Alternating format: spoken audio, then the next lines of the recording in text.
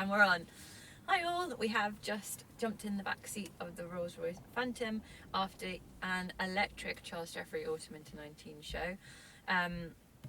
It was, I feel a bit high actually, got a real buzz about me because it was so fun and engaging and it just grabbed you and everyone was kind of whooping and cheering and fantastic. But before we get into that, last season Charles Jeffrey kind of focused on this really sci-fi, kind of dark dystopia almost, with kind of really kind of sci-fi silvers and space silhouettes and stuff like that. This was very much about the polar opposite. This was utopia, and rather than looking to the future, Charles was looking to the past.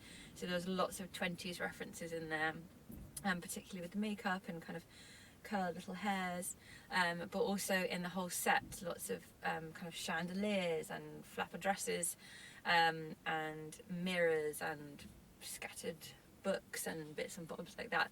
The set was by Simon Costin, which is this new step for Charles. Normally he's with Gary Card, but it was one that we thought was really, really impressive and actually elevated the whole show tenfold. It was really, really fantastic walking in, seeing kind of Charles Jeffrey's characters, let's say, whacking at tables and playing kind of games together and laughing in a bath and looking at themselves in a mirror amongst the chandeliers and the lights and the balloons. You're kind of entering this Never Never Land, and I say Never Never Land because Peter Pan was a huge reference for this collection. It works so well because Charles Jeffrey is known for his community around him, and this was very much kind of like the Lost Boys, and that fed into everything from kind of Peter Pan shorts to Peter Pan little hair poking out from caps, to kind of Peter Pan like Lost Boy fun chunky boots with spiked claws coming out of them, and same with the fantasy of the women's wear, kind of huge swathes of red fabric and girls skipping around, and you're kind of lost in this fantasy and amazing dream-like scape that Charles has concocted, which is a huge step away from last season, and it really, really paid off.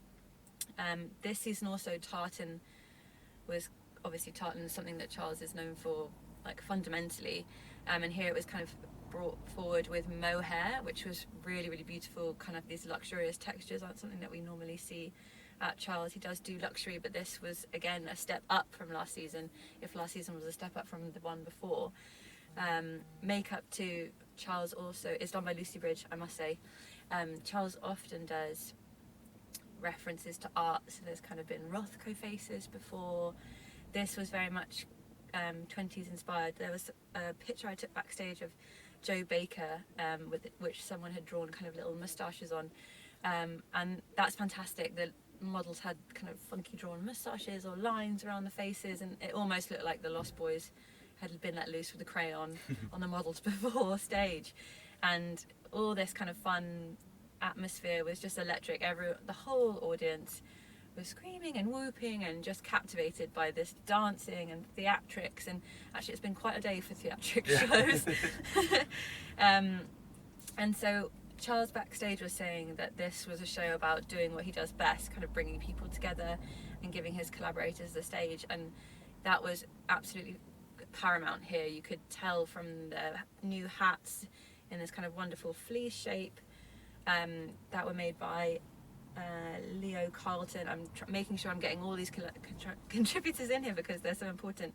Kind of upcycled accessories, there was some kind of necktie little things from Matthew Needham, jewellery from Luke Smith, and the jewellery was fantastic here, like super bedazzled, glitzy, which is again something completely new for Charles Jeffrey, but when it's next to his kind of squiggles and illustrations printed on like this rough denim, it's really fantastic. Lots of chainmail too, chainmail piping around skirts and blazer. It was just really elevated from the previous seasons. And who else? Oh yes, I must mention Jacob, because he's been on SHOWstudio many times and he's a big fan. He was kind of plinky plonking playing the piano as people walked into this amazing set by Simon Costin. So there's so many different elements of or do it justice at least. But I do think that it was Charles doing what he did best. He was also looking at his old shapes that he had created throughout the kind of 3 years, I think, maybe closer to 4 now, years of Loverboy, really bringing in you know, really bringing in all of his collaborators he's worked with, along with new ones, as you said.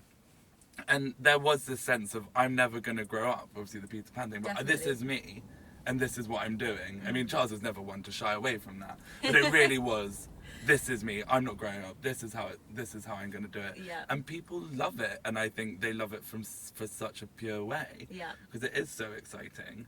And, you know, I haven't been to many shows where people have received standing ovations, and that was one where he did, and I thought it was so beautiful. And it was just such a rush of emotion. You know, you had all these different people playing in baths, ripping up books, these actors, sorry, I should say, not just the audience. But you know, wasn't it, yeah, it was ripping books. But no, it was so exciting. And Simon Crossan, who did the set, did this amazing set that whichever block you were sitting in, you saw a different little kind of setup. So some people had a bed, we had a bath. There was a table with mirrors on it, and they had actors interacting on those.